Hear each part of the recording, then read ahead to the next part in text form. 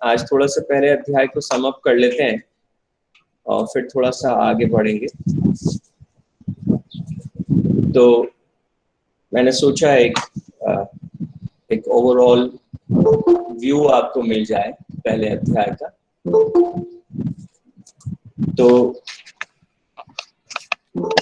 अभी पहले अध्याय में, जिसको हम अर्जुन विषाद योग कहते हैं, और अर्जुन विषाद योग क्यों कहते हैं अब आप समझ गए होंगे कि जीवन में एक ही दुख है, एक ही बड़ा विषाद है, एक ही बड़ी तकलीफ है। और वो तकलीफ क्या है कि जीवन आत्म नियंत्रण में नहीं रहता। अर्जुन जो है वो आत्म संयम के प्रतीक है, आत्म नियंत्रण के प्रतीक है। तो जब हम हमारे जीवन में हमसे हमारा आत्म नियंत्रण जो है वो खो जाता है, वो आत्म अनुशासन खो जाता है, तो जीवन में तकलीफ होती है, जीवन में परेशानी होती है। और वो जो जीवन की तकलीफ है, वो जो परेशानी है, तो ये पहला अध्याय है। जब हमको हम दो तरीके से उस तकलीफ को, उस परेशानी को एड्रेस कर सकते हैं। एक तो जो जीवन की तकलीफ है हम उसे विधान मान सकते हैं, विधि का। ये विधि का विधान है, this is something which has to happen. मेरी सारी परेशानी, मेरी सारी तकलीफ, ये विधि का विधान, इस समय की बात, ये तो होगा। तो ये एक परिस्थिति हो सकती है, एक विकल्प हो सकता है हमारे सामने। पर मुझे लगता है कि ज्यादा अच्छा विकल्प जो है, हमें इस तरह से नहीं सोच के, ज्यादा अच्छा विकल्प क्या है कि ये जो परेशानी है, जो तकलीफ है मेरे सामने, चाहे वो किसी भी तरह की तकलीफ हो, अगर आप थोड़ा ध्यान से देखेंगे तो उस तकलीफ के पीछे जो मुख्य वजह है वो कहीं ना कहीं आत्म संयम की कमी, आत्म अनुशासन की कमी, आत्म नियंत्रण की कमी, वो हमेशा उसके मूल में रहती है। तो जीवन में हमारे जो शास्त्र हैं, गुरुजी अक्सर कहते हैं, शिक्षा का मूल तात्पर्य है जीवन में इस आत्म नियंत्रण को, आत्म अनुशासन को स्थापित करना। अगर हम बच्चे को शिक्षित कर रहे हैं और उसके जीवन के भीतर यह आत्म नियंत्रण नहीं आया और यह आत्म अनुशासन नहीं आया, तो बहुत मुश्किल होगा। और फिर वो हमें इसका मार्ग दिखाते हैं कि कैसे आए, कैसे हमारे जीवन से जब ये सेल्फ कंट्रोल छूट जाता है तो हम उसे कैसे अपने जीवन में वापस लाएं। तो पहले अध्याय में हमको दो इसके बारे में, तीन, आई शुड से, तीन मुख्य मार्ग जो है वो भगवान ने हमको सुझाए हैं। तो भगवान श्री कृष्ण ने पहला मार्ग हमें क्या सुझाया कि ये आत्म संयम, आत्म नियंत्रण, आत्म अनुशासन जीवन में कैसे आएगा, जिसके बिना कोई तरक्की पॉसिबल नहीं, जिसके बिना जीवन में कोई सुख संभव नहीं। तो उन्होंने कहा इसका पहला रास्ता है आत्म निरीक्षण। आत्म निरीक्षण, सेल्फ इंट्रोस्पेक्शन। लगातार हम अपने आप को देखते चले जाएं, लगातार हम देखते चले जाएं कहाँ क्या हो रहा है, मेरी कौन सी वृत्ति मुझ पर भारी पड़ रही है, मेरे अंदर सकारात्मक, सृजनात्मक शक्तियां बढ़ रही हैं, मेरे भीतर शांति, शुद्धता, पवित्रता बढ़ रही है। तो महसूस करते जाएं, देखते जाएं क्या ठीक हो रहा है, क्या ठीक नहीं हो रहा है। और जो ठीक नहीं हो रहा है जरा उसकी रूट तक जाने की कोशिश करें, इसके पीछे क्या वजह होगी, इसका क्या कारण होगा। और जितना आप आत्मनिरीक्षण का प्रयास करेंगे आपके भीतर आत्मबोध प्रकट होगा। आत्मबोध जिसे हम कहते हैं भीतर का प्रकाश, जिसमें हमें चीजें स्पष्ट रूप से दिखने लगती हैं।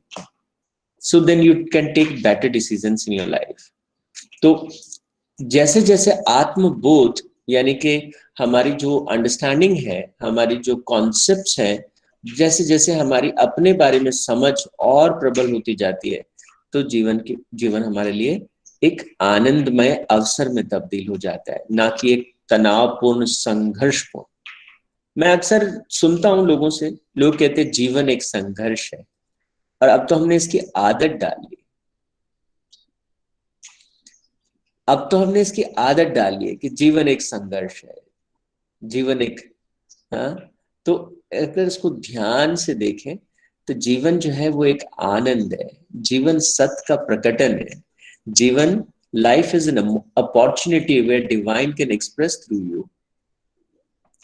तो अगर कोई थोड़ा संघर्ष है भी तो वो भीतर का संघर्ष है कि हम उस अंतर्मन की गहराई से अपने भीतर की उस दिव्यता को, अपने भीतर के उस परम को प्रकट होने दें, और जो बाधा पैदा होती है उस बाधाओं को आत्म निरीक्षण की प्रक्रिया द्वारा हम देख सकें। तो कौन कौन से साधन हमको पहले अध्याय में भगवान ने सुझाए? आत्मनिरीक्षण, आत्मबोध, और तीसरा उन्होंने कहा कि अगर ये आत्मनिरीक्षण जीवन में नहीं प्रकट होता तो क्या करें? अगर ये जीवन में प्रकट नहीं होता है तो क्या करें? तो उन्होंने कहा कि अपने भीतर जो है वो शिष्यत्व का भाव लेके आए, अपने भीतर जो है वो शरणागति जो है उसको आने दें।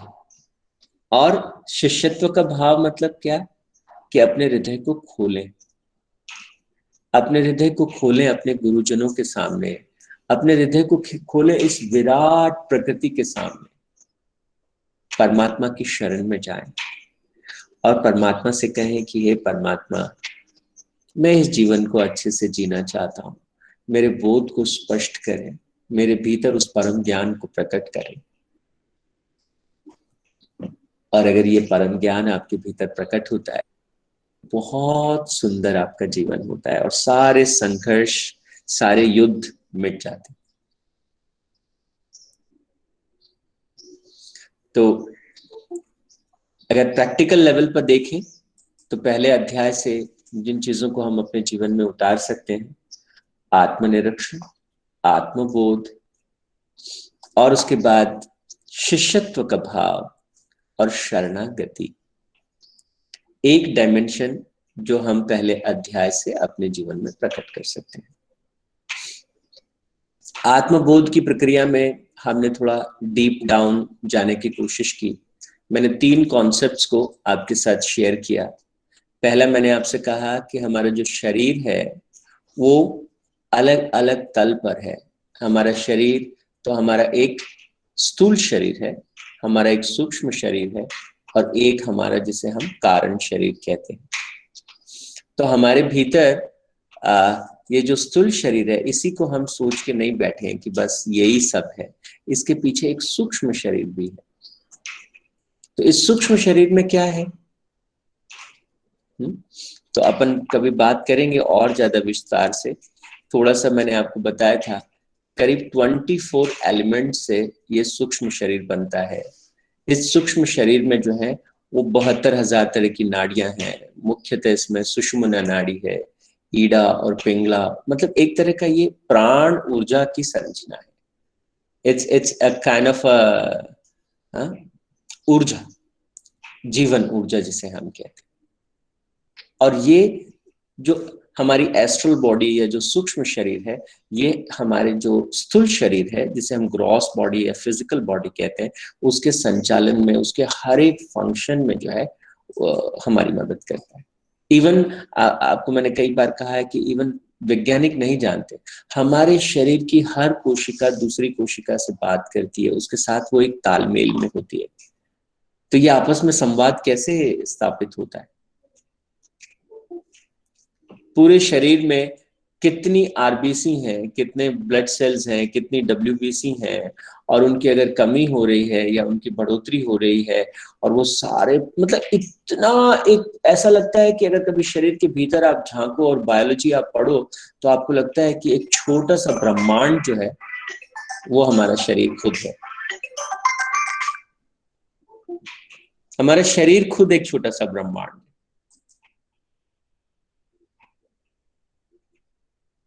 तो इसलिए एक और बात मेरे जहन में आती है जो मैं आपसे कहना चाहता हूँ, और ये गीता का बहुत बड़ा संदेश हमारे लिए है कि मनुष्य का जो जीवन है वो बहुत बहुत बहुत बहुत महत्वपूर्ण है।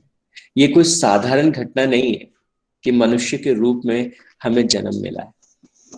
हम इस बात का एहसास नहीं करते, ये एक अलग बात हो सकती है, हमको इसकी फीलिंग नहीं होती that this is really really important. पर मनुष्य के रूप में जन्म लेना एक बहुत बड़ी घटना है।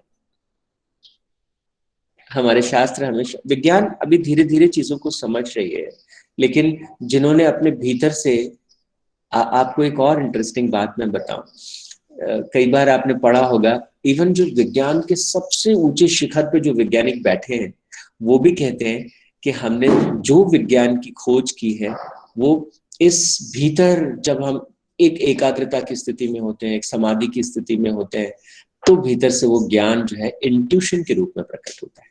3 तरीके से हम चीजों को सीखते हैं, है ना।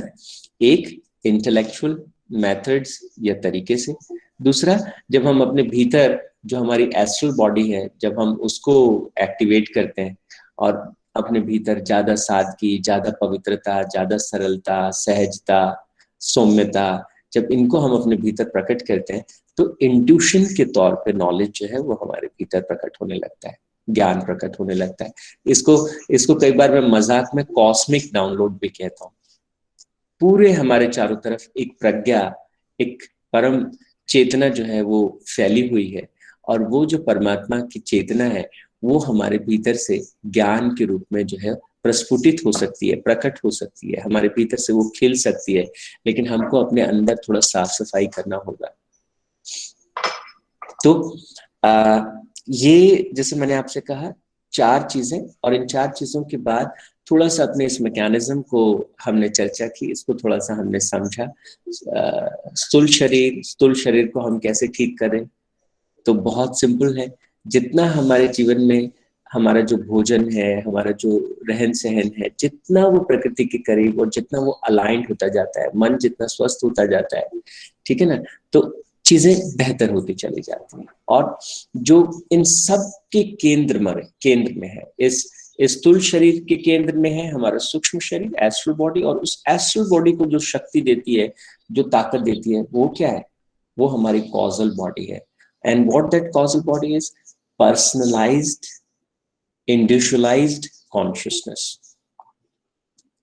और हमें क्या करना है? हमारा लक्ष्य क्या है जीवन का? परम लक्ष्य क्या है, ऐसा कहना चाहिए। हमारे जीवन का परम लक्ष्य है कि हमें अपनी ग्रॉस बॉडी से ऊपर उठना है, हमें एस्ट्रल बॉडी से भी ऊपर उठना है, और हमें कॉजल बॉडी से भी ऊपर उठना है। हमें अपने भीतर की उस इंडिविजुअलाइज्ड कॉन्शियसनेस को, जो हमें एहसास कराती है मैं हूं, मैं अकेला हूं, या मैं हूं, आई एग्जिस्ट, इसके बियॉन्ड जब हम इस कॉजल बॉडी की इंडिविजुअलाइज्ड कॉन्शियसनेस को डिसॉल्व करके जब हम एक कदम और आगे बढ़ते हैं, तो हम कॉस्मिक कॉन्शियसनेस के साथ एक एकाकार की अनुभूति करते हैं, जिसे कहते हैं कंप्लीट सरेंडरेंस, कंप्लीट शरणागति। तो वो जो एक कंप्लीट शरणागति है, वो एक बहुत सुंदर स्थिति है, जहां ये विराट जो है वो हम में से होकर के प्रकट होता है। भगवान कहते हैं ना, तुम मेरे निमित्त मात्र होकर के काम कर। तो ये जीवन की वो स्थिति है जब हम स्टेप बाय स्टेप, जो हम कल बात कर रहे थे पंचकोशों के कॉन्सेप्ट के बारे में, हमने बात की कि व्यक्ति पहले स्टेप में अपने अन्नमय कोश को ठीक करे। अन्नमय कोश, अगर अपन अपने भोजन को ठीक नहीं करेंगे तो फिर आगे चीजें ग्रो नहीं करेंगी, चीजें आगे बढ़ेंगी नहीं। भोजन को ठीक किया, और भोजन का मतलब हर तरह का इनपुट जो हम अपने शरीर में डालते हैं, दैट शुड बी करेक्ट। फिर मनोमय कोश को ठीक करें, that is the second stage of evolution. और मनोमय कोश में हमारे मन में आने वाले जो भाव है, जो विचार है, वो सुंदर से सुंदर हो, अच्छे से अच्छे हो। तो पहले अन्नमय कोश, फिर प्राणमय कोश, सॉरी, है ना। और प्राणमय कोश में क्या है? हम जीवन ऊर्जा को अपने भीतर बढ़ाएं। तो भोजन का ध्यान रखें इससे, और जितना भी इनटेक है उसका ध्यान रखेंगे तो अन्नमय कोश ठीक होगा। प्राणमय कोश कैसे ठीक होगा? जब हम फिजिकल वर्क करते हैं, जब हम अपने बॉडी को, उसको जितना ज्यादा चैनलाइज करते हैं, yoga, pranayama, exercises, they all channelize that vital force in you. And मनोमय कोश कैसे ठीक होता है? जब हम मन के अंदर शुद्धता को लाते हैं, मन के अंदर प्योरिटी को लाते हैं, और फिर उससे एक स्टेज ऊपर क्या? ज्ञान। ज्ञान जो स्टेज है चौथा, ज्ञानमय कोश, that is the understanding about life, that is the conceptual clarity, जिसे हमने आत्मबोध कहा। वो ज्ञानमय कोश में जब हम प्रकट करते हैं और वो आत्मबोध प्रकट होने लगता है, उसके बाद हम अगले स्तर में प्रवेश करते हैं, दैट इज आनंदमय कोश। और तब आपके भीतर एक झरना फूटने लगता है, एक मीठा मीठा सा आनंद जो है वो फूटने लगता है। गुरुजी उसे कहते हैं कि आपकी हर कोशिका के भीतर जो है वो एक आनंद फूटने लगता है, आपके रोम रोम में एक आनंद फूटने लगता है। That pleasure is all together different, it is beyond everything else. जैसे आपने गुलाब को देखा या फूलों को देखा होगा, जब आप पुष्पों के करीब से किसी भी गुलाब के या किसी भी फूल के पास से जब आप फ्लावर्स के आसपास होते हैं तो एक भीनी भीनी खुशबू जो है वो आपको महसूस होती है। तो जब आप इस आनंदमय कोश या उस जीवन की पांचवी स्थिति में होते हैं तो क्या होता है, आपके जीवन से, आपके अस्तित्व से, आपके होने से चारों तरफ एक भीनी भीनी खुशबू जो है वो प्रकट होती है। एक आनंद की लहरियां जो है वो आपके आसपास जो है सूक्ष्म तरीके से व्याप्त होती हैं। और आपने पक्का अपने जीवन में अनुभव किया होगा कि जब आप ऐसे लोगों के पास जाके बैठते हैं तो एक खास तरह की शांति, एक खास तरह की स्थिरता, एक खास तरह की सुंदरता आपके जीवन में अनुभव होती है। तो बहुत विस्तार से बात करेंगे तो पहला अध्याय ही जो है पता चला 2-3 महीने ले लेगा। तो ये सार रूप से मैंने आज पहले अध्याय के बारे में आपसे बात की, और अगर आप सब लोग कहें कि इतना ठीक है तो फिर हम अगले वीक जो है वो दूसरे अध्याय पे बात कर सकते हैं। Otherwise we can spend 1 or 2 more weeks on chapter 1 as you like. So I'm waiting for your responses. Sir बात तो अपन इसी तरह कैसे करें? जी जी, एक मैं इंटरेस्टिंग बात, कल जो है मैं आपको कुछ चक्रास के बारे में और वो सब बता रहा था, और बाद में मुझे प्रिंसिपल मैम से फीडबैक मिला कि ये थोड़ा मुश्किल हुआ होगा सब लोगों को उनकी स्थिति और कैसे कैसे उनके बारे में थोड़ा कम पता लगा।